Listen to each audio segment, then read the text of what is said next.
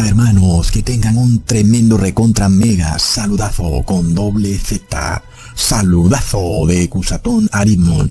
Bienvenidos a un nuevo video. Oramos hoy a nuestro Padre Eterno, Padre Santo. Ilumina siempre nuestro rostro. Que el destello de tu luz nos mantenga siempre unidos a ti. Que nuestro Señor Jesús nos guíe a tu luz eterna. En nombre de Jesús. Amén. Bueno hermanos, en este video vamos a hablar un poco de estos reavivamientos que están ocurriendo por todo Estados Unidos, en especial este que ocurrió en la Universidad de Ashbury en Kentucky, en Estados Unidos, y sobre todo para dar luz sobre si esto viene de Dios o no viene de Dios, y para exponerlo por supuesto, al darnos cuenta que no viene de Dios. Porque hermanos, lamentablemente todos los caminos van a Roma, es de locos, y vamos a ver cómo este movimiento de reavivamiento que empezó en la Universidad de Ashbury es promovido directamente por el Vaticano. Y el hecho de que haya ocurrido en una universidad nos dice mucho, ¿verdad? Pues sabemos que el Vaticano es propietario de más de 250,000 instituciones educativas en todo el mundo, recontra plop. Por tanto, sabemos que este poder religioso oligopólico tiene una enorme capacidad para influenciar y adoctrinar las mentes de las juventudes, que además ya de por sí son muy débiles.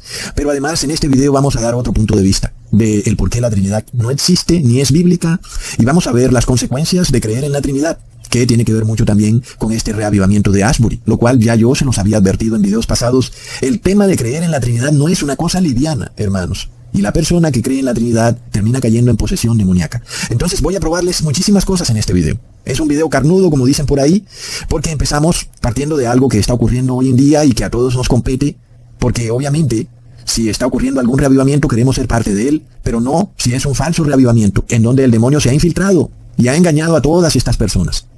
¿Y por qué las engaña? Precisamente empezamos por ese punto. Empezamos por el punto en el cual las personas están adorando a un falso Dios, un Dios ajeno, que no es bíblico. Y así ellos lo llamen Señor, Padre, y usen nombres bíblicos. La realidad es que ese Dios no es bíblico, y ese es el meollo del asunto. El problema de orarle a un Dios ajeno, a la Trinidad. Porque luego la unción que ellos esperan recibir del supuesto Espíritu Santo termina siendo una posesión demoníaca de espíritus inmundos. Y vamos a demostrarlo bíblicamente, con la realidad. Es decir, se los voy a mostrar con imágenes, y se los voy a probar bíblicamente, y se los voy a probar históricamente. Y vamos a llegar hasta el punto de rastrear estas cosas y llegar al Papa Francisco, que es el anticristo. Es impresionante, hermanos. Entonces no olvidemos el problema principal de la cristiandad moderna. Leamos en Juan capítulo 7, versículo 49. Mas esta gente que no sabe la ley, maldita es. Ahí está también un gran problema de la cristiandad moderna, que el cristiano no conoce la ley. Entonces vamos a mirar cómo este desconocimiento de la ley lleva a la persona a ser fácilmente engañada por extraños milagros o señales y maravillas como estos reavivamientos.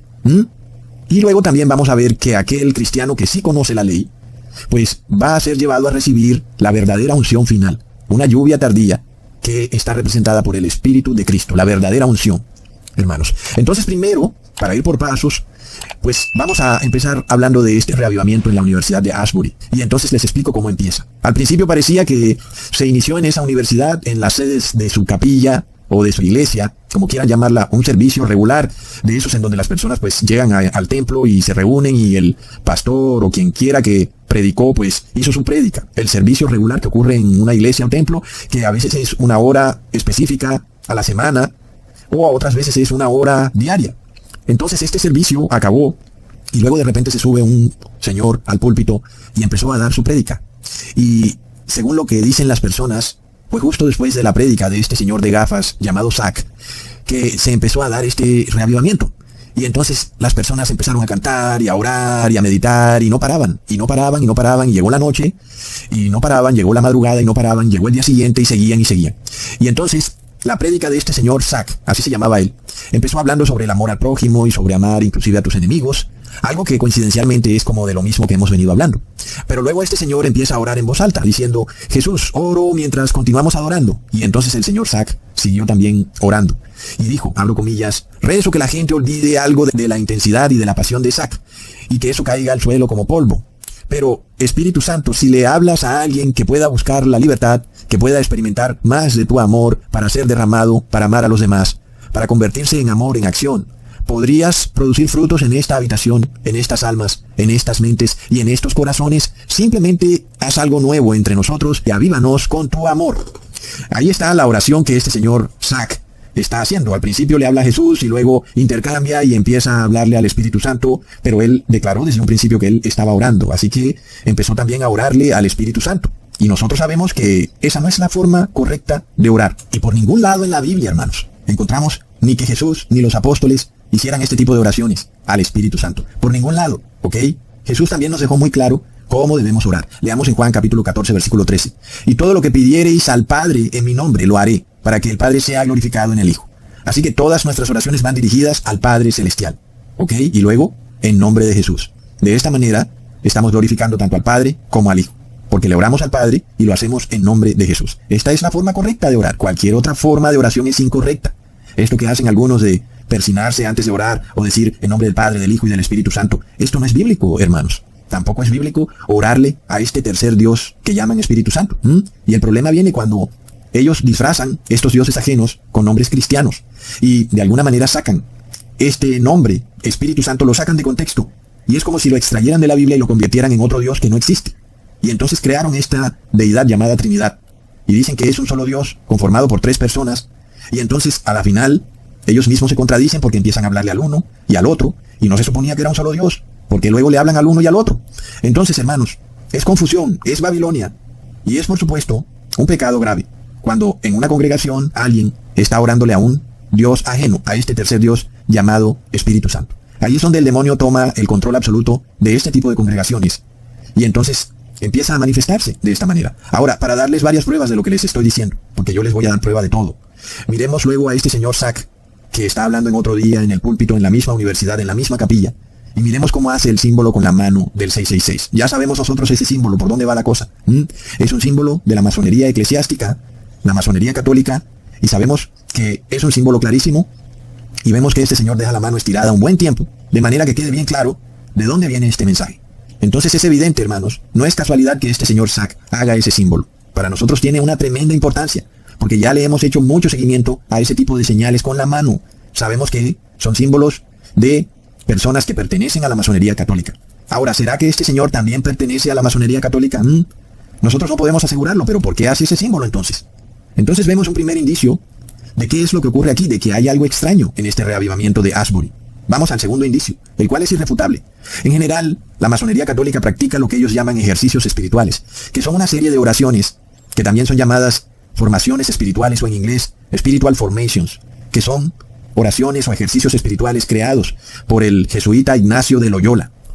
Y estos ejercicios espirituales consisten precisamente en jornadas continuas, día y noche, de oraciones repetitivas, de meditaciones, vaciando la mente, y luego en cánticos continuos que se repiten una y otra vez, de tal manera que la conciencia de la persona empieza a percibir extrañas sensaciones, que luego la llevan a un éxtasis o a un frenesí. Así que, por lo que he visto de este reavivamiento de Asbury, podemos ver que eso fue exactamente lo que ocurrió en esa universidad. Justo después de que este señor llamado Zach terminó de orarle al tercer Dios trinitario, estos jóvenes empezaron a desarrollar los ejercicios espirituales de Ignacio de Loyola. Cantaron himnos, meditaciones y oraciones repetitivas día y noche, sin parar. Cosa que además Jesús la prohibió claramente, diciendo, no hagáis oraciones repetitivas. Y luego nos vamos en contra de lo que dice Jesús. ¿Y qué sigue, hermanos? Sigue la posesión demoníaca. Un terrible engaño. Porque son personas que dicen ser cristianas, que creen que están en un reavivamiento, porque están en una supuesta iglesia de Cristo, y resulta que están siendo engañados por el demonio. ¿Y por qué? Porque están yendo en total contravía con lo que Jesús dejó declarado en la Biblia. Y empiezan con estos maratones de cánticos, oraciones, meditaciones, día y noche, uno tras otro. Y esto no es bíblico. De hecho, por ejemplo, cuando los apóstoles recibieron la unción del Espíritu de Jesús, ellos se reunieron precisamente en un día, en el día de Pentecostés. En ese día se reunieron. Leamos en Hechos capítulo 2, versículo 1 al 4.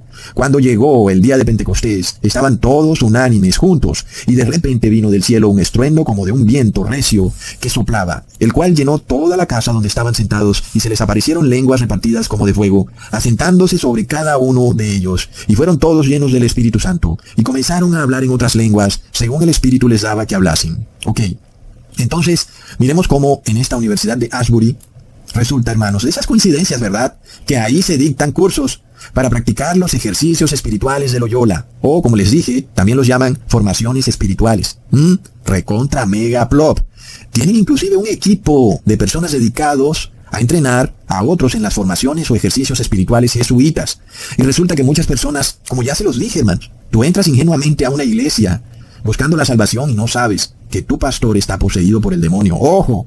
Entonces ellos entran a esas iglesias, sea católica, sea evangélica, como la quieras llamar. Ahí mismo empiezan con cosas que están mal, hermanos. Y empiezan con cánticos y oran y cantan y tú dices, qué bonito, qué bello, cómo se están arrepintiendo. Y mira, no paran de cantar, no paran de orar, no paran de meditar. Y mira, ya llevan 24 horas y no se han ido. Qué bello, es un reavivamiento, pero es contrario a la palabra de Dios. Y puede pasar que tú por ignorancia, porque no conoces la ley, entonces no sabes que te están aplicando un método de oración que no es cristiano, que fue creado por el monje jesuita Ignacio de Loyola, que es masónico, y que lleva a la persona a la posesión demoníaca. Hermanos, es tremendo. Y es que no es cuento cuando yo les digo que hay que salir de estas iglesias babilónicas, y si se te queda el zapato al salir corriendo, ni siquiera te devuelvas a buscarlo. No es cuento, hermanos. Deja ese zapato tirado ahí, no vuelvas. Porque estas iglesias tienen una apariencia de piedad, tienen apariencia de cristianismo, pero detrás de eso está una fachada que nos lleva a la masonería eclesiástica, recontra plop. ¿Y qué es lo que ocurre? La persona empieza a practicar estos ejercicios espirituales sin saberlo, y luego empieza a abrir su glándula pineal y la abre a los demonios, hermanos. La abre a la posesión demoníaca y empieza a sentir sensaciones sensoriales que ellos dicen que es una supuesta paz. Dicen que les dieron ganas de llorar, otros les dieron ganas de bailar, otros se tiraron al suelo y empezaron a patalear. Dicen que es Dios, pero Dios no está ahí. Son demonios impostores que usurpan el lugar que debió haber tomado el Espíritu de Jesucristo. Pero porque esta gente no conoce la ley, están bajo maldición. Plop.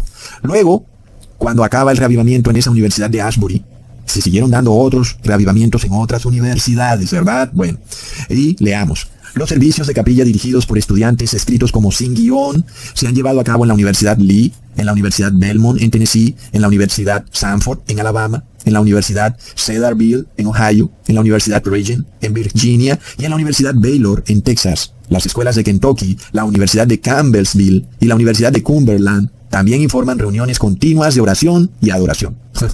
Así que hay bastante gente practicando las formaciones espirituales de Loyola. Ya vemos cuántas universidades están en el tema, pero miremos lo más impresionante de esto, hermanos. En la Universidad Lee reconocieron que esos cánticos, oraciones y meditaciones repetitivos que se están dando en todos estos reavivamientos son los mismos ejercicios espirituales del monje masónico Ignacio de Loyola. Leamos, abro comillas, la preocupación es que los estudiantes traduzcan estas experiencias en un crecimiento espiritual a largo plazo, transmitió el doctor Dell del Seminario Teológico Pentecostal, ubicado en el campus de la Universidad de Lee. El doctor Dell Coulter compartió que Lee, la universidad, celebró un servicio en la capilla el lunes en el que el pastor del campus habló sobre disciplinas espirituales y el teólogo Ignacio de Loyola. Recontra mega irrefutable, hermanos, nadie puede refutarme, ¿ok? Ahí está la prueba. Para colmo de males, miremos la posición masónica de estos dos hombres durante el reavivamiento en Asbury. Y luego, ¿dónde me dejas este extraño gorro en forma de dragón que lleva esa mujer? ¡Wow! ¿Qué pasa? No sé. Son cosas extrañas, hermanos. Se supone que estás en un reavivamiento. ¿Acaso el Espíritu Santo no debería decirte, mira ese gorro de dragón que tienes ahí en tu cabeza, qué pasa contigo? Pero no, hermanos, ella está feliz ahí. No olvidemos que la Iglesia Católica es descrita en la Biblia como la gran ramera, la cual tiene borrachos a todos los moradores de la tierra con el vino de su fornicación. Leamos en Apocalipsis capítulo 17, versículo 1 al 2. Vino entonces uno de los 7 ángeles que tenían las 7 copas y habló conmigo diciéndome, ven acá y te mostraré la sentencia contra la gran ramera, la que está sentada sobre muchas aguas, con la cual han fornicado los reyes de la tierra, y los moradores de la tierra se han embriagado con el vino de su fornicación. En este caso, se nos dice que los moradores de la tierra están embriagados o borrachos con el vino de su fornicación. Y este vino hace referencia a la doctrina idolátrica de la Iglesia Católica. Entre esas doctrinas está la oración a este falso Dios trinitario, la creación de este Dios ajeno llamado Trinidad, creado en el Concilio de Constantinopla en el año 381 después de Cristo. No es ninguna tradición que se pueda rastrear a la iglesia primitiva, cosa que está a plena vista porque los apóstoles en los evangelios jamás le oraron a la tal Trinidad, jamás mencionaron el nombre Trinidad y jamás dijeron el nombre del Padre, del Hijo y del Espíritu Santo, jamás, hermanos.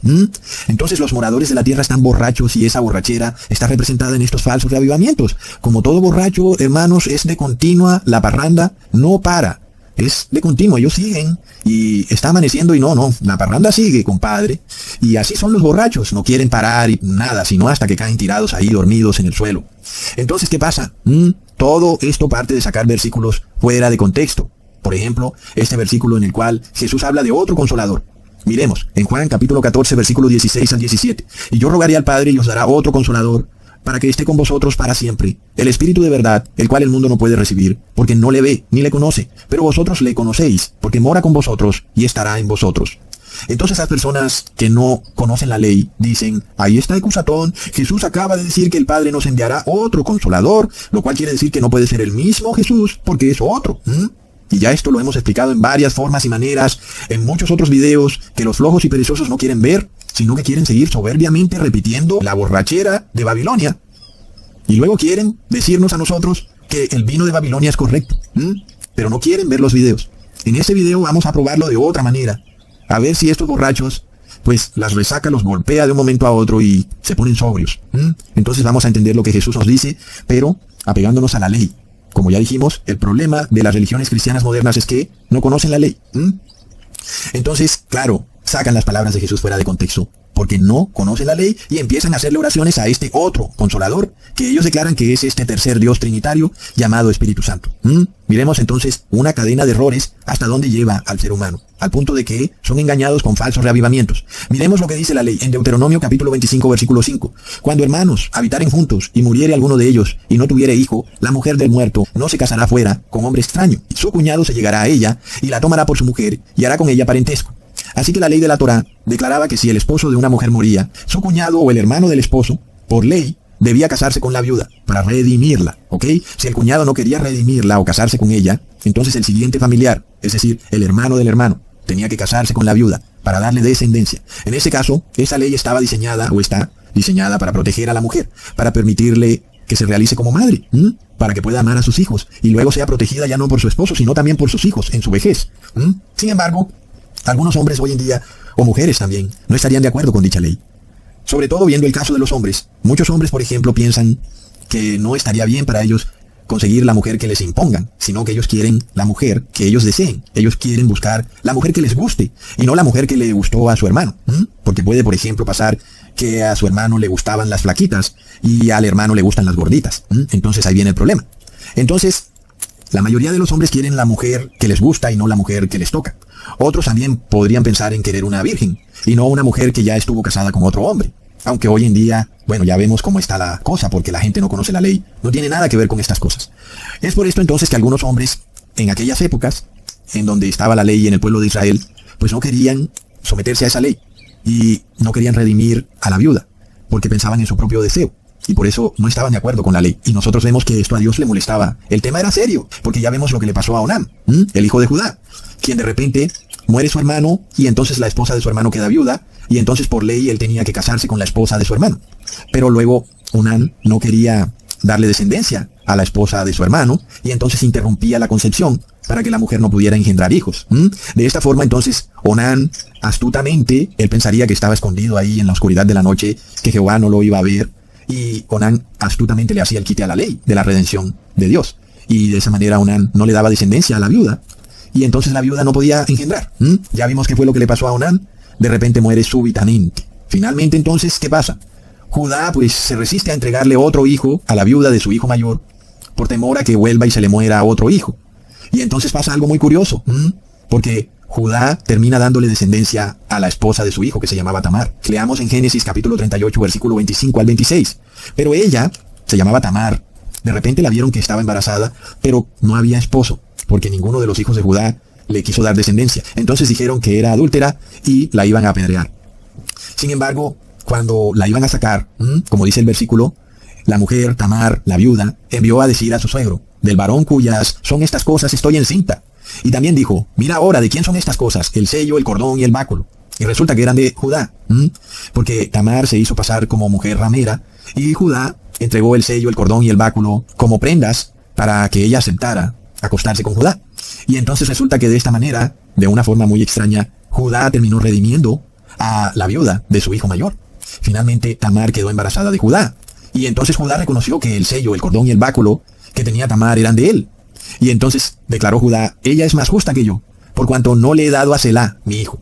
Entonces, en parte tiene mucha razón todo. Tamar no había hecho nada malo porque ella tenía derecho a ser redimida. Por esto es que ella no podía ser apedreada, a pesar de que alguien podría decir, de estas personas que leen la Biblia así aceleradamente, que ¿por qué Tamar no es apedreada si se supone que Tamar adulteró? Porque ella no estaba casada con Judá. Pero alguien de la familia de Judá tenía que redimir a Tamar. Y ninguno de los hijos quería, y la terminó redimiendo el padre de alguno de los hijos. Entonces, hermanos, nosotros vemos que esta ley de redención de la viuda es una ley muy seria, y tiene que ver mucho con el plan de salvación de nuestro Padre Eterno. El deber de Judá como padre era darle uno de sus hijos a su nuera que había quedado viuda. Ese era el deber de Judá, pero Judá no lo cumplió, porque tenía miedo de que otro hijo de él muriera, ¿ok? Así que a la final ya vemos cómo terminó Judá cumpliendo la ley. Su nuera viuda finalmente fue redimida, y tuvo 2 gemelos de Judá. Asimismo vemos el caso de Ruth, una mujer moabita que de repente queda viuda. Leamos en Ruth capítulo 1 versículo 3 al 5. Y murió Elimelech, marido de Noemí, y quedó ella con sus 2 hijos, los cuales tomaron para sí mujeres moabitas. El nombre de una era Orfa, y el nombre de la otra era Ruth, y habitaron allí unos 10 años. Y murieron también los 2 hijos de Elimelech, Maalón y Cuelión, quedando así la esposa de Elimelech viuda, y las otras 2 hijas, Orfa y Ruth, también viudas. Murieron todos los hombres de la casa. Tanto la madre quedó viuda como las nueras también quedaron viudas. No habían hombres como para poder hacer cumplir la ley de la redención, porque todos los hombres se murieron. Las 3 mujeres quedan viudas. Tanto la suegra, que se llamaba Noemí, como sus 2 nueras, Ruth y Orfa, quedaron también viudas. Ambas eran moabitas, y como mujeres moabitas no estaban bajo la ley del Dios de Israel. Estaban bajo maldición. Por eso es que esta historia es muy interesante, porque la suegra despide a sus 2 nueras, diciéndoles que se vayan cada una a su tierra, porque no hay manera de redimirlas como viudas. Leamos en Ruth capítulo 1, versículo 11 al 13. Y Noemí respondió: Volveos, hijas mías, ¿para qué habéis de ir conmigo? ¿Tengo yo más hijos en el vientre que puedan ser vuestros maridos? Volveos, hijas mías, e idos, porque yo ya soy vieja para tener marido, y aunque dijese, esperanza tengo, y esta noche estuviese con marido, y aún diese a luz hijos, ¿habéis vosotras de esperarlos hasta que fuesen grandes? ¿Y habéis de quedaros sin casar por amor a ellos? No, hijas mías, que mayor amargura tengo yo que vosotras, pues la mano de Jehová ha salido contra mí. Miremos esto, hermanos, es claro lo que dice la suegra Noemí. Se lo dice tanto a Ruth como a Orfa, las cuales eran moabitas, y les declara: miren, bajo la ley judaica no puedo darles más esposos. La ley judaica dice que tengo que darles otro esposo de mis hijos a ustedes, para que no queden desamparadas. Pero resulta que no hay más nadie, porque todos mis hijos se murieron. Y aún si tuviera yo hijos con otro hombre, pues ustedes tendrían que esperar muchísimo tiempo para poder volverse a casar. Y por supuesto eso querría decir que las mujeres se envejecerían esperando. Entonces se les dice: devuélvanse a Moab, devuélvanse a su tierra, porque aquí no hay esperanzas, ni físicas ni reales, de que ustedes puedan rehacer su vida. No había manera. Y es decir, a las 2 viudas no les esperaba una vida buena según la prosperidad mundana, viviendo con Noemí. Por eso ella les dice que se vayan a su tierra. En este caso vemos, hermanos, que Ruth tuvo que decidir entre 2 opciones. O busco mi propio deseo, mi propio placer, y vivo en el paganismo, en mi tierra Moab, en donde tendré prosperidad mundana, seguramente encontraré a otro hombre, me volveré a casar y tendré hijos, pero estaré viviendo en una tierra de un dios ajeno. Estaré adorando a dioses ajenos en la tierra de Moab. O me quedo sola, sin esposo, sin hijos, y tal vez hasta sin alimento, porque una mujer no podía cocinar y trabajar al mismo tiempo. Pero me quedo con el Dios de Israel. Eran las 2 opciones que tenía Ruth, ¿ok? Y miremos que es una decisión difícil que nos compete a nosotros también en nuestros tiempos.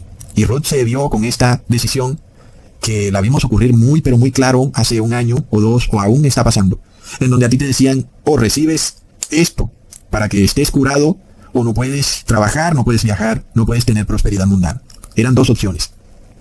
Y Ruth sabía lo que se le venía, pierna arriba como se dice, si se quedaba con su suegra, porque no había hombre que la pudiera redimir. Y miramos cómo Ruth prefirió sobre todo, sobre su propio deseo, su propia prosperidad y sus propias metas de vida, escoger al Dios de Israel. Y no porque ella esperara que todos sus problemas se le irían a resolver, porque la cosa estaba muy clara para ella. Físicamente no había manera de que su suegra le diera a otro esposo. Es decir, no había forma de que Ruth pudiera obtener prosperidad mundana con su suegra, porque todos los hijos de Noemí habían muerto. Pero Ruth no se quedó con su suegra Noemí por la prosperidad mundana, porque no había. Se quedó porque ella tenía un amor sincero hacia el Dios de Israel. Y ella prefirió eso, quedarse con el Dios de Israel. Así se quedara viuda y sola, en vez de irse con los dioses de los moabitas, así estuviera casada y con hijos.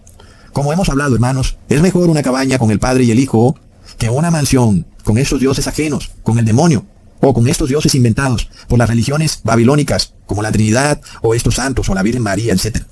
Recontra plop. Esto es una enseñanza tremenda. Sin embargo, lo más interesante de todo es que cuando Ruth se queda con su suegra Noemí, aceptando al Dios de Israel, Ruth quedó cobijada por la ley de ese Dios de Israel. Y muchos piensan esto pasa con el cristiano nominal, que la ley de Dios viene a hacernos la vida miserable, que está ahí para someternos a un yugo y que nos va a causar sufrimientos, que no nos va a permitir disfrutar la vida.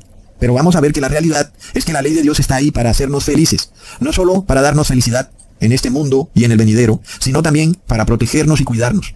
En este caso, Ruth no era ninguna pastora del evangelio de la prosperidad, hermanos. Ella no se quedó con su suegra Ruth porque creyera y declaraba y decretaba que todos sus problemas se iban a solucionar y que luego ella declaraba que con el Dios de Israel se volvería rica. No, no, no. Ruth se quedó con su suegra Noemí porque amaba genuina y sinceramente al Dios de Israel, no por lo que Dios pudiera darle, ¿ok? Porque físicamente estaba claro que no había manera de que le dieran nada. Su suegra Noemí se lo dejó muy claro, hermanos. Pero lo interesante de todo es que Ruth nos presenta una enseñanza tremenda. La ley no está solamente para nosotros, hermanos. Porque a veces la vemos de esa manera. Oh, tenemos que cumplir la ley nosotros. Sí, claro que tenemos que cumplir la ley. Pero Dios también la cumple, hermanos. Claro que Dios cumple la ley. Y eso significa que nosotros somos redimidos por la ley, hermanos. Y el que no se acoge a la ley no es redimido por la ley. Porque la ley de la redención es la ley de Dios. Tú no puedes esperar que Dios te redima si no te acoges a la ley de Dios, porque la ley de la redención hace parte de la ley de Dios. Grábate eso en la mente. Entonces a veces pensamos que la ley de Dios es un yugo hacia nosotros, pero en el caso de Ruth se nos prueba que la ley de Dios fue para una bendición, liberación, redención y consolación para Ruth, porque Ruth fue redimida de una vida miserable, de soledad, una vida sin hijos, no se iba a realizar como mujer, moriría anciana y estéril, solitaria y aburrida. Es tremendo, hermanos. Asimismo puede pasar que esto encaje con nosotros y nos sintamos como Ruth en algún momento, en donde veamos que físicamente parece que nada puede ser bueno, que todo es estéril, que estamos sin familia, sin trabajo, sin casa, sin prosperidad, bajo el yugo de las circunstancias mundanas. Pero ahí está la ley de Dios, hermanos, la cual dice que tenemos redención, tenemos consolación. A todos los que estén en esta situación, en donde todas las puertas parezcan cerradas y que nadie puede ayudarnos, o que estemos en algún problema y no hay mano humana que pueda salvarnos, nosotros sabemos que la ley de Dios declara que tenemos un redentor, un consolador, alguien que nos redime de la tragedia y nos libera del desastre. Esto fue lo que le ocurrió a Ruth, porque así estaba declarado en la ley, aunque Ruth nunca imaginó que ella se volvería a casar. Al ella aceptar al Dios de Israel, ella quedó cobijada por la ley de la redención, y esta ley decía que ella como viuda tenía derecho a volverse a casar. Miremos esto, es lo que ya vimos con la viuda Tamar y Judá, ¿ok? La viuda Tamar tenía un derecho, no un derecho que le da el gobierno o el Estado. Sí, los derechos de la mujer. Resulta que nunca los cumplen, ni el Estado los cumple tampoco. Pero Dios sí tiene un derecho para la mujer, un derecho a ser mujer y a realizarse como mujer. No solo la mujer vista como la femenina, sino como una iglesia, ¿ok? La iglesia también tiene derecho a ser redimida. Leamos en Ruth, capítulo 2, versículo 19 al 20. Y le dijo a su suegra, ¿dónde has espigado hoy? ¿Y dónde has trabajado? Bendito sea el que te ha reconocido. Y contó ella a su suegra con quién había trabajado y le dijo, el nombre del varón con quien hoy he trabajado es Booz. Y dijo Noemí a su nuera, sea él bendito de Jehová, pues no ha rehusado a los vivos la benevolencia que tuvo para con los que han muerto. Después le dijo Noemí, nuestro pariente es aquel varón, y uno de los que pueden redimirnos. Aquí vemos cómo Ruth fue guiada por el Padre Eterno para ir a dar precisamente a la propiedad de Booz. De esas coincidencias, ¿verdad? Resulta que Ruth fue y terminó espigando, recogiendo espigas, preciso, en la propiedad de aquel familiar que podía redimirla, porque era hermano del esposo de Noemí. Por tanto, según la ley de Dios, Booz debía redimir a Ruth y liberarla de ese yugo de soledad y esterilidad al que estaba confinada. En este caso, nosotros vemos claramente que Booz nos representa a Jesucristo. Eso está clarísimo, porque cuando Ruth sale a buscar alimento, declara en Ruth capítulo 2, versículo 2, y Ruth la moabita dijo, te ruego que me dejes ir al campo y recogeré espigas en pos de aquel a cuyos ojos hallaré gracia. Y ella le respondió, ve, hija mía. Hermanos, nosotros hemos hallado gracia ¿en quién? En Jesucristo. Está claro. Entonces, nosotros podemos ver cómo con Jesús también aplica esta ley de la redención de la viuda. En este caso, Jesús, como el esposo, y su iglesia viuda, que es redimida por Jesús. Nosotros, como una iglesia que anda por ahí viuda, desprotegida, solitaria, y que quiere dar frutos. Y Jesús, nuestro esposo, que viene a ayudarnos, a cuidarnos, a protegernos, para redimirnos, para que podamos dar frutos, para que no seamos estériles. Y esta esposa, la iglesia de Cristo, anda buscando también un lugar, anda buscando una tierra en donde hallar gracia y en donde dar fruto. De repente nos encontramos con Dios hecho hombre, con Jesucristo Redentor, quien estuvo dispuesto a dejarlo todo, a olvidarse de qué, de su propio deseo o su propia prosperidad, a la cual además Él tenía todo el derecho porque Él es el dueño de todo lo creado. Y nosotros, su iglesia, éramos una mujer deambulando por ahí, despojada de la tierra, solitaria, enviudada. Y ahora Jesús, nuestro Redentor, se compadece de nuestra condición y nos redime, hermanos. Entonces Jesús se convierte en ese otro Redentor, otro Consolador. Porque resulta que el que debió habernos redimido nos rechazó. Algo que también le pasó a Ruth. ¿Coincidencia? Plop. Entonces, hermanos, nosotros recordamos que había otro ser en la familia celestial, el tercer ángel en sabiduría. Primero Jesús, como Hijo de Dios, luego este ángel llamado Lucifer, un ángel sabio. Él se suponía que era el querubín protector. De repente él consideró su propio placer y deseo en mucho más estima que el tener que dedicarse a cuidar, a proteger a esta iglesia, a la raza humana. Y por esto este querubín protector no quiso redimir a la iglesia viuda. Este ángel llamado Lucifer, en vez de convertirse en el Redentor, se transformó en Satanás, nuestro acusador. Es un ángel caído que quiso hacer su propia voluntad y no quiso someterse a tener que cuidar y a estar pendiente de esta iglesia desvalida. Entonces recapitulamos, hermanos, para que no se pierdan. Jehová de los ejércitos era el esposo de la iglesia. Era como el esposo de Ruth cuando estaba con su suegra. Y de repente Jehová de los ejércitos se convierte en Jesucristo y muere. El esposo muere. En este caso, el profeta Isaías nos habla de esto muy claro. En Isaías capítulo 54, versículo 5. Porque tu marido es tu hacedor. Jehová de los ejércitos es su nombre y tu Redentor, el Santo de Israel. Dios de toda la tierra será llamado. Sin embargo, el Creador se convirtió en hombre, en el Hijo del Hombre, y muere. El esposo muere. Y la iglesia queda viuda, queda desvalida, desprotegida. Este es un tiempo de angustia, de desprotección. Los apóstoles se sintieron confundidos. Duraron 3 días, mientras el Señor estuvo ahí, muerto en la tumba, en aflicción. En este caso, Jesús, como Hijo de Hombre, era visto por la iglesia, es decir, por el pueblo de Israel, también como el Redentor, como el Consolador de Israel. Pero luego, cuando Jesús como Hijo de Hombre muere, viene una decepción terrible. No se suponía que este Jesús era nuestro Consolador, y resulta que murió. ¿Y ahora qué? Como dice el dicho del Chapulín, ¿quién podrá defendernos? Entonces esta decepción les duró 3 días, porque ellos pensaron que Jesús como Hijo de Hombre era su Consolador, pero murió. Entonces Jesús es al mismo tiempo el esposo de la iglesia y el Consolador o Redentor de la iglesia. Leamos esto en Lucas capítulo 24, versículo 21. Pero nosotros esperábamos que Él era el que había de redimir a Israel. Y ahora, además de todo esto, hoy ya es el 3er día que esto ha acontecido. Así que vemos que Jesús como Hijo de Hombre no redimió a la iglesia. Ellos sí pensaban que Jesús redimiría a la nación de Israel. Sin embargo, Jesús murió. Jesús como esposo muere y como Consolador muere.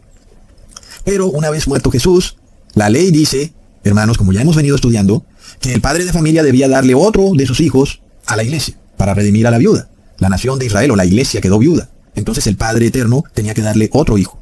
En este caso, ya vemos, Jesús, el Hijo del Padre, muere. Ese también parecía ser el Redentor, pero luego murió también. Entonces, ¿quién seguía en orden, hermanos? Seguía este ángel querubín protector, que era llamado Lucifer. Él era el próximo hermano en rango, para casarse con la viuda. Pero ¿qué pasó? Lucifer rechazó redimir a la iglesia porque él se dedicó a hacer su voluntad. Y es el lema de él, que dice, haz lo que te dé la gana. Y entonces se dedicó a buscar su propio placer. Y entonces, en el caso de la viuda Noemí, ella dijo, yo no puedo engendrar más hijos. Pero con el Padre Eterno no hay nada imposible, hermanos. El Padre Eterno engendra otro hijo. ¿Quién es ese otro hijo? Es Jesucristo resucitado. Es Jehová de los ejércitos, pero ahora humano. Es Jesucristo hombre resucitado. Siendo así las cosas, este otro hijo también seguía en rango. Lucifer no quiso redimir a la iglesia, pero este nuevo hijo resucitado sí puede redimir a la iglesia. Es otro Consolador, porque Jesús nace de nuevo. Leamos en Juan capítulo 3, versículo 6. Lo que es nacido de la carne, carne es, y lo que es nacido del Espíritu, Espíritu es. Y luego se nos dice en 1 de Pedro capítulo 3, versículo 18. Porque también Cristo padeció una sola vez por los pecados, el justo por los injustos, para llevarnos a Dios, siendo a la verdad muerto en la carne, pero vivificado en espíritu. Ahí está probado, Jesús nace de nuevo, como un nuevo hijo del Padre. Ya no es solo el Padre siendo Padre de Dios Hijo, Jehová de los ejércitos, sino que ahora tenemos al Padre siendo Padre de este Jehová de los ejércitos humano, un nuevo hijo. Según la ley, este nuevo hijo tiene que redimir a la iglesia. Leamos en Romanos capítulo 7, versículo 2 al 3. Porque la mujer casada está sujeta por la ley al marido mientras éste vive, pero si el marido muere, ella queda libre de la ley del marido. Así que, si en vida del marido se uniere a otro varón, será llamada adúltera. Pero si su marido muriere, es libre de esa ley, de tal manera que si se uniere a otro marido, no será adúltera. Recontra plop. De nuevo, hermanos, repitamos, Jehová de los ejércitos era el esposo. Era el mismo Jesús, pero no Jesús hombre. Y él de repente, Jehová de los ejércitos, que es el mismo Jesús, se hace hombre. Como lo dice Isaías, Él era el esposo. Porque dice, tu esposo es tu hacedor. Y el pueblo de Israel también pensaba que era el consolador o redentor de Israel. Porque ya vemos, Jehová de los ejércitos es esposo, y luego Jesús como hijo de hombre es visto como un redentor. Como está escrito en Isaías capítulo 51 versículo 12. Yo soy vuestro consolador. ¿Quién eres tú para que tengas temor del hombre que es mortal y del hijo del hombre que es como heno? Ok, entonces, al morir Jesús como hijo de hombre, muere el esposo y muere el consolador que los apóstoles creían que era Jesús hijo de hombre. En este caso entonces, primero, la iglesia queda libre de la ley para casarse con otro esposo. Ya no tiene que practicar ritos y ceremonias. De acuerdo a la ley, no tiene por qué sacrificar corderos o ir a templos en Israel, porque ahora tiene otro esposo. Pero ahora, una vez nace el otro hijo del Padre, el cual es este Jesucristo resucitado, vivificado en espíritu, el cual nace de nuevo. Entonces la iglesia se casa con un nuevo esposo, que es ahora otro consolador, otro redentor. Pero además vemos que este otro hijo del Padre, que es Jesucristo resucitado, está también sometido a la ley del Padre, hermanos. Leamos en Juan capítulo 15, versículo 10. Si guardaréis mis mandamientos, permaneceréis en mi amor, así como yo he guardado los mandamientos de mi Padre, y permanezco en su amor. Esto quiere decir que la ley de la cual queda liberada la mujer por la muerte de su esposo es aquella ley en la cual la paga por el pecado es la muerte. Leamos en Juan capítulo 19 versículo 7. Los judíos les respondieron, nosotros tenemos una ley, y según nuestra ley debe morir, porque se hizo a sí mismo hijo de Dios. Entonces, con el viejo esposo, el que violaba la ley estaba bajo pena de muerte. Y luego el esposo muere. La viuda queda bajo pena de muerte durante 3 días, porque se suponía que el que murió era también su consolador. Resulta que no fue así. Los apóstoles oraron en aflicción durante 3 días, creyendo que estaban bajo pena de muerte, es decir, que morirían en sus pecados. Sin embargo, cuando Jesucristo resucita, Jesucristo es este nuevo esposo y es este otro consolador. Y es otro porque los discípulos esperaban que Jesús, como hijo de hombre, era aquel consolador. Como está escrito en Lucas, capítulo 24, versículo 21. Nosotros esperábamos que Él era el que había de redimir a Israel. Hermanos. Entonces Jesús al resucitar se convierte en este otro consolador, otro esposo, que es también de la misma familia. Porque es un nuevo hijo que le nace al Padre. Este nuevo hijo es Jehová de los ejércitos, pero ahora humano. Entonces, nosotros también miramos algo, hermanos. Estos 3 días de aflicción que vivieron los discípulos de Jesús, en donde Jesús estuvo muerto, representan también los 3 milenios que la iglesia tendrá que sufrir sin su marido, viviendo en un mundo en el cual ella está viuda, perseguida, desvalida. Y el tercer milenio se cumple en el año 2031, hermanos, y debe ser antes. Así que, igual que le ocurrió a los apóstoles, la iglesia lleva 3 milenios en aflicción, en persecución, desvalida y peregrinando por ahí sola, hermanos. Y de repente, Jesús viene al tercer milenio, al tercer día, a redimir a su iglesia, así como Jesús redimió a su iglesia cuando resucitó al tercer día. Leamos en Oseas capítulo 6 versículo 2 al 3. Nos dará vida después de 2 días. En el tercer día nos resucitará y viviremos delante de él y conoceremos y proseguiremos en conocer a Jehová, como el alba está dispuesta a su salida y vendrá a nosotros como la lluvia tardía y temprana a la tierra. ¡Wow! Ahora, miremos esto. Miremos la historia de Noemí. Ella tenía 2 nueras. Miremos esto, hermanos. Las 2 nueras. Una se llamaba Ruth, la otra se llamaba Orfa. Y Ruth nos representa a la iglesia de Cristo. Y la otra nuera, Orfa, ¿a quién nos representará? Ustedes ya lo saben. A las iglesias caídas en apostasía, a Babilonia y a sus hijas. En este caso, la otra viuda, Orfa, no quiso quedarse con Noemí. No quiso someterse a la ley de Dios, sino que quiso buscar su deseo propio, su prosperidad mundana. Y se devolvió a Moab. Entonces, ¿qué pasó con Orfa, hermanos? Como no se sometió a la ley tampoco puede redimirla. ¿Vemos? Entonces, Orfa nunca pudo ser redimida ni consolada. Nosotros ya sabemos lo que ocurrió con Orfa. Y esto es lo mismo que se va a repetir para las iglesias cristianas en apostasía. Cuando venga el esposo, ellas no serán redimidas ni consoladas. Estas iglesias son llamadas Babilonia, que son la iglesia católica y las iglesias evangélicas. Entonces miremos esto, hermanos, para seguir dando pruebas. Miremos cómo redimir significa lo mismo que consolar. Busquemos en el diccionario redimir y dice, librar a una persona de una obligación, de un dolor o de una situación penosa. Ahora busquemos en el diccionario lo que significa consolar. Aliviar la pena o aflicción de alguien. Es lo mismo, hermanos. Entonces vemos que las palabras redimir y consolar son sinónimos, aunque luego tú buscas el sinónimo de redimir y no te aparece consolar, y viceversa. Ya sabemos cómo está la cosa.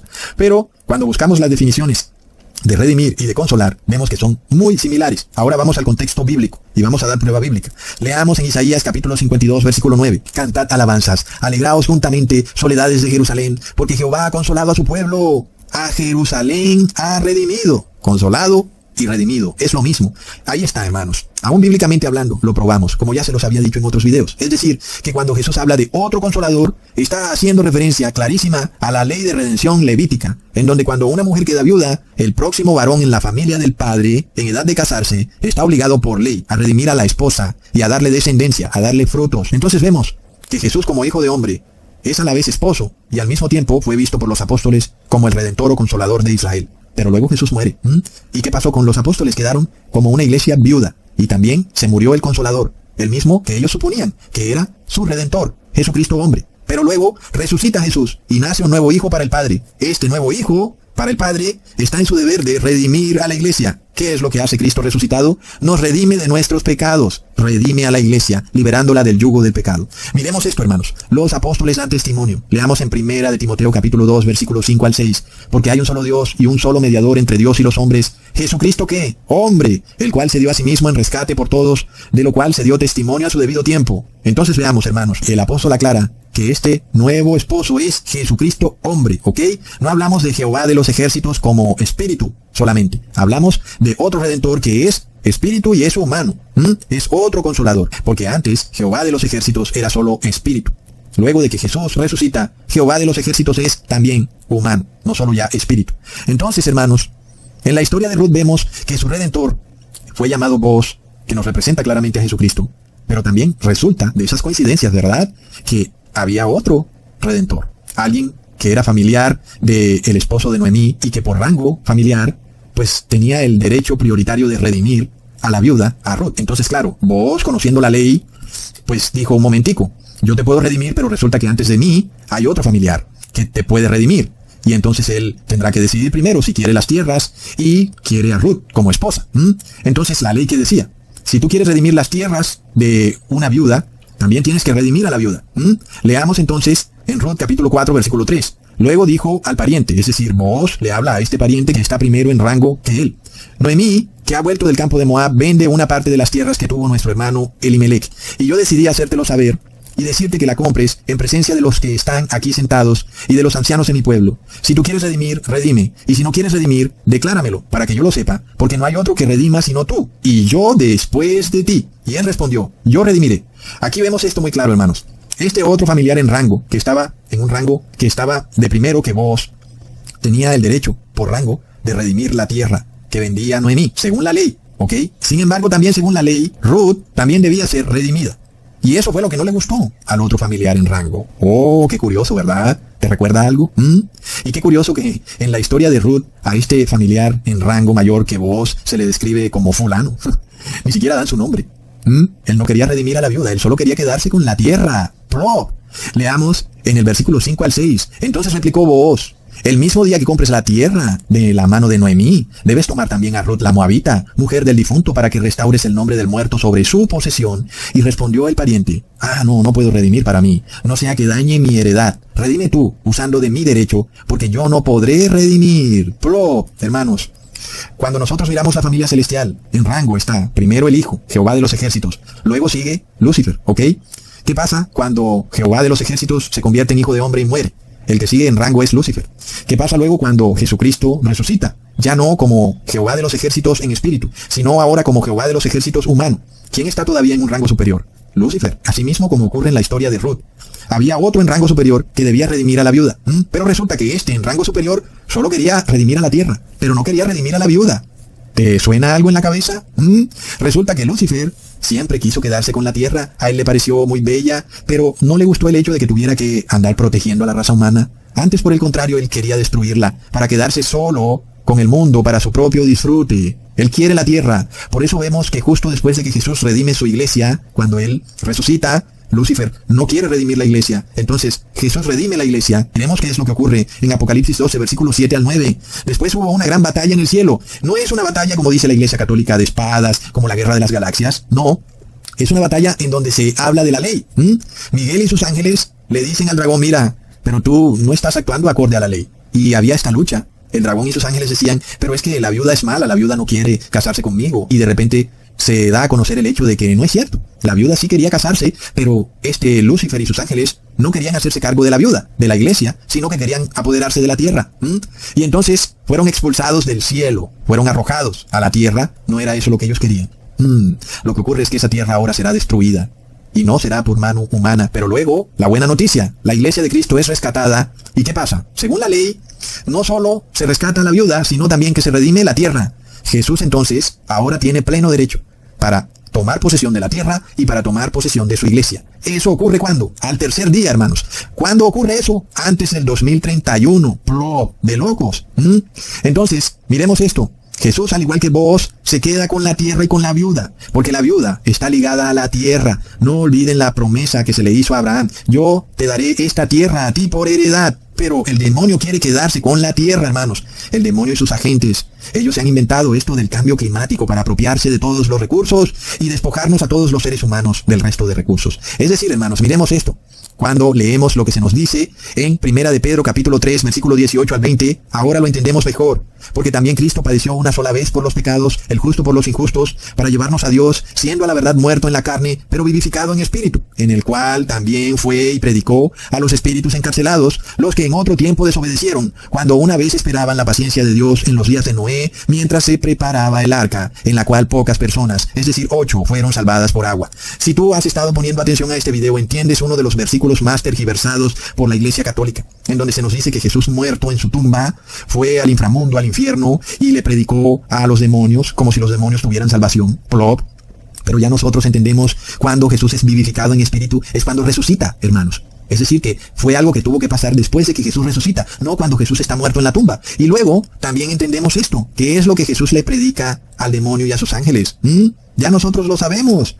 No les está predicando salvación, les está diciendo, miren, la ley dice esto, y yo por ley tengo derecho a redimir a la esposa y a la tierra. Miremos esto tan tremendo, porque el demonio dice, yo por ley tengo derecho a la tierra porque la iglesia pecó. La mujer es pecadora y la paga por el pecado es la muerte. Así que por ley a mí me pertenece la tierra. Eso es lo que dicen el demonio y sus ángeles. Pero ahora Jesús, vivificado en el Espíritu, resucita como otro consolador. ¿Y él viene a qué? A redimir a la iglesia. Y si redime a la iglesia, entonces también redime la tierra. Es decir, que Jesús vence. ¿Por qué? Porque él, por ley, tiene derecho a redimir a la iglesia. ¿Qué quiere decir? Que todos los pecados de la iglesia son perdonados, obvio, si ella se arrepiente. Porque luego esa es la doctrina de Lucifer, que la iglesia no quiere arrepentirse y que por eso él tiene derecho a la tierra. Pero entonces si la iglesia se arrepiente, Jesús puede redimirla. Entonces, este es el tema. El demonio quiere quedarse con la tierra, pero por ley no puede hacerlo. Y aquí tenemos otra enseñanza muy clara. Este mundo, hermanos, debe ser purificado, debe ser destruido. Porque por ley le pertenece al demonio y a las iglesias babilónicas, las cuales no quisieron arrepentirse. El demonio se queda con la tierra y el demonio de repente esclaviza a Babilonia y el demonio esclaviza a la iglesia. La somete a impuestos de huella de carbono, la somete a raciones, la somete a que ahora inclusive se le controlará si se va a tomar un vaso de agua, nada más podrá tomarse un vaso de agua al día. Entonces, ¿qué pasa? Jesús rescata a su esposa de la tierra y se la lleva a la santa ciudad para cumplir otra ley que les voy a explicar en otro video. Ok, miremos esto entonces, porque al ser redimidos, somos rescatados y el demonio, quien aparentemente tiene un derecho de esta tierra, lo pierde. La tierra es destruida, pasada por fuego y totalmente renovada, y la tierra le es entregada, ahora sí, a la que verdaderamente le corresponde, a su dueña, a la iglesia de Cristo. Leamos entonces en 1 Corintios capítulo 6, versículo 20. Porque habéis sido comprados por precio, glorificad pues a Dios en vuestro cuerpo y en vuestro espíritu, los cuales son de Dios. Entonces, miremos que la palabra comprados es también sinónimo de redimidos y de consolados. Es impresionante. Asimismo vemos que este fulano que se nos hace referencia en el libro de Ruth, que debió haber redimido a la iglesia, nos representa también a todos estos líderes religiosos que están buscando su propio placer, engordar sus bolsillos. Miremos por ejemplo el caso de Faraón en Egipto, miremos a los fariseos en los tiempos de Jesús, miremos a los sacerdotes católicos unidos con el Estado para sacar beneficio de los gobiernos, miremos al Papa Francisco, quien quiere apoderarse de la tierra con su religión climática para luego esclavizar a las iglesias de Cristo con impuestos climáticos. Es este fulano cuya única intención es apoderarse de la tierra. Él no quiere redimir ni salvar a la esposa de Cristo. Él quiere subyugarla. Él quiere someterla para él poder vivir a sus anchas con su Banco Vaticano. Él desea acapararlo todo. Con sus fondos de inversión, BlackRock, con los banqueros Rothschild. Quieren apropiarse de todas las casas a través de Wall Street, al punto que quiere despojar a todos los seres humanos de sus casas para decirles que en el 2031 serán felices y no tendrán nada. Hermanos, miremos el libro de Ruth. Cómo se nos vincula la propiedad privada con la redención de la iglesia. Nosotros vemos que vos no puede tomar posesión de la propiedad del difunto esposo de Noemí, así nada más. No, también tenía que redimir a Ruth. Y ella quedaba de dueña de la propiedad del difunto. Entonces la iglesia es redimida y al mismo tiempo recibe propiedad de la tierra. Entonces miremos lo sagrado de la propiedad privada, hermanos. Y miremos esta religión babilónica comunista cristiana, entre comillas, o pseudo cristiana, que pretende imponerse en el siglo XXI. Miremos eso. Porque vemos, hermanos, que la redención de la iglesia va ligada a la propiedad privada.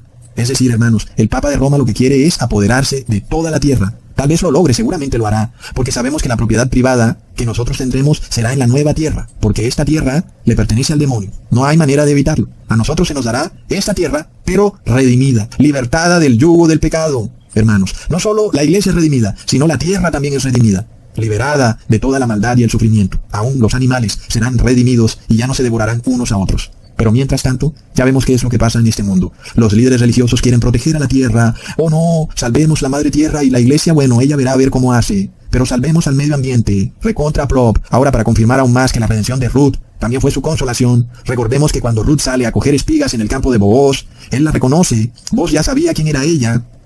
Y entonces leamos lo que dice Ruth en el capítulo 2, versículo 11. Y respondiendo Booz le dijo: he sabido todo lo que has hecho con tu suegra después de la muerte de tu marido, y que dejando a tu padre y a tu madre y la tierra donde naciste, has venido a un pueblo que no conociste antes. Jehová recompense tu obra, y tu remuneración sea cumplida de parte de Jehová, Dios de Israel, bajo cuyas alas has venido a refugiarte. Ruth, entonces, es un reflejo clarísimo, hermanos, del pueblo de Dios, no hay duda, porque la iglesia de Cristo no conoce a los ángeles. La iglesia de Cristo nunca ha visto a Jesús directamente, salvo los discípulos, en los tiempos en que Él estuvo en su primera venida. Pero de resto, la mayoría de la iglesia nunca le ha visto la cara a Jesús, tampoco le han visto la cara al Padre, tampoco han estado en la Santa Ciudad. Pero la iglesia abandona un mundo que conoce, la tierra que la vio nacer, una tierra que supuestamente es de prosperidad, para ir a un pueblo que no conoce. En este caso, este pueblo está conformado por una familia celestial, el Padre, el Hijo y los ángeles. Pero ahora Ruth le responde a Booz en el versículo 13. Y ella dijo: Señor mío, halle yo gracia delante de tus ojos, porque me has consolado, y porque has hablado al corazón de tu sierva, aunque no soy ni como una de tus criadas. Recontra plop. Booz, el redentor de Ruth, fue su consolador. Asimismo, Jesús, nuestro redentor, es nuestro otro consolador. Nosotros hallamos gracia en los ojos de Jesús, no en los ojos de otro tercer Dios, Espíritu Santo. Asimismo, cuando Ruth rehúsa devolverse a su nación Moab, esto nos representa a aquellos que se rehúsan a devolverse a Babilonia, aun y cuando de repente se encuentren en una situación difícil, como la de Ruth, por ejemplo, o como lo que ya hemos visto que está pasando con el bautismo negro, en donde se nos dice: mira, o lo recibes o no puedes trabajar. Entonces, ¿qué pasa? Estamos sometidos a irnos a Babilonia, a recibir el bautismo negro para poder tener una vida de prosperidad, o haremos lo mismo que Ruth, nos quedaremos con el Dios de Israel, aun y cuando todas las puertas estén cerradas. Miremos, hermanos, esta decisión que tomó Ruth, qué tremendo, y esto lo estamos viviendo hoy en día. Entonces, hermanos, nosotros vemos que muchos se van a devolver a Babilonia, muchos se van a quedar en Babilonia y no van a querer salir de Babilonia para poder tener alimento, para vivir una vida feliz, entre comillas, de prosperidad, para casarse, para tener hijos, para trabajar, etc. Y ya sabemos lo que le pasará a ellos. No estarán sometidos a la ley, no serán redimidos, no tendrán consolador, hermanos. Es tremendo.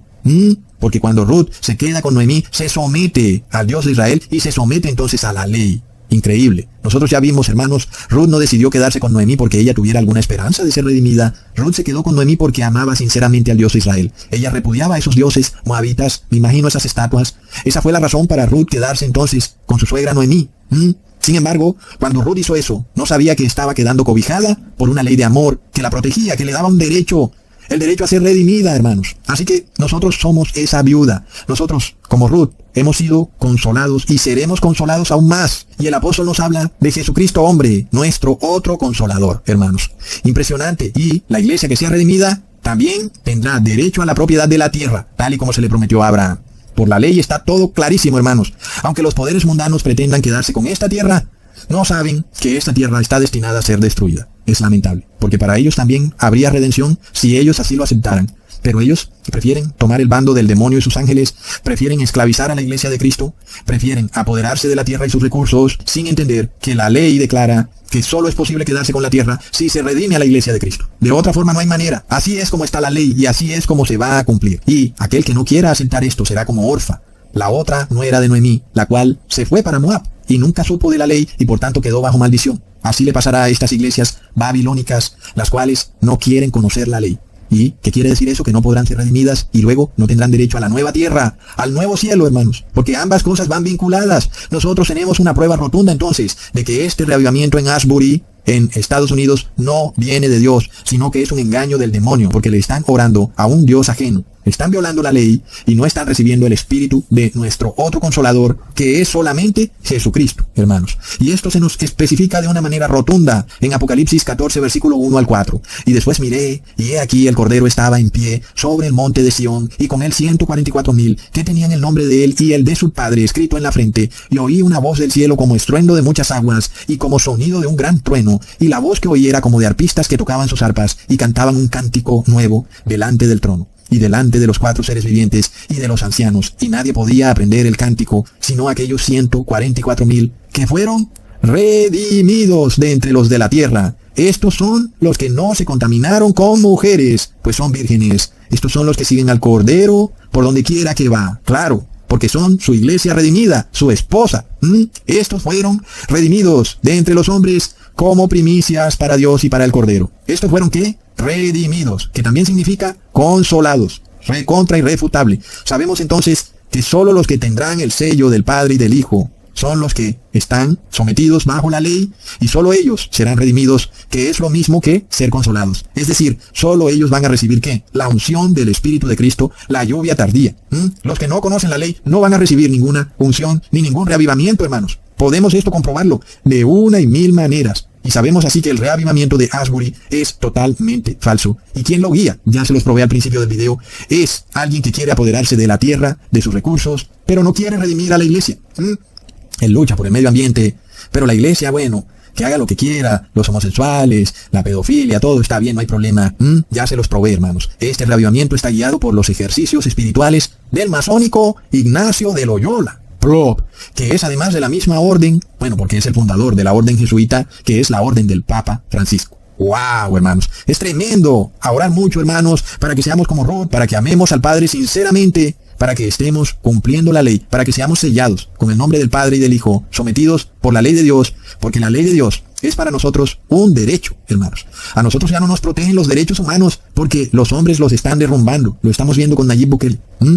A nosotros nos protege un derecho superior, la ley de Dios. Y puede que alguien venga y nos trate de retar diciendo, no, que estás protegido por la ley de Dios. Bueno, nosotros vamos a tener paciencia, hermanos, paciencia, porque la ley de Dios nos redime, la ley de Dios nos consuela, y lo hará todos los días, más y más, hasta que nos encontremos con nuestro esposo, con nuestro Redentor, con nuestro Consolador, quien no solo nos redimirá como iglesia, sino que nos dará el derecho a la propiedad, porque la propiedad privada va ligada a la redención, y seremos dueños de esta tierra, la cual también será redimida. Hasta pronto, hermanos. Thank you.